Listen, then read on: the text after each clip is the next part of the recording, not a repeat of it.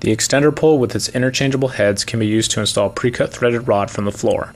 Several companies manufacture screws with internal female threads for hanging a 1/4 by 20 or 3/8 by 16 threaded rod. The extender pole works with most of them. Before installation, consult the manufacturer's specifications and choose the screw that meets your needs. Select the appropriately sized open-ended socket plug for the screw you are installing. Cut your threaded rod to the proper length. Assemble the rod to the screw. Load the assembly into the extender pole. Position the screw onto the ceiling and install. The base and socket plug of every extender pole features an anti-torque design. It is impossible to over-torque the screw. Pull down to remove the rod from the pole. Use the extender pole to hang rod above stairwells, through ceiling grid, or into tight spaces.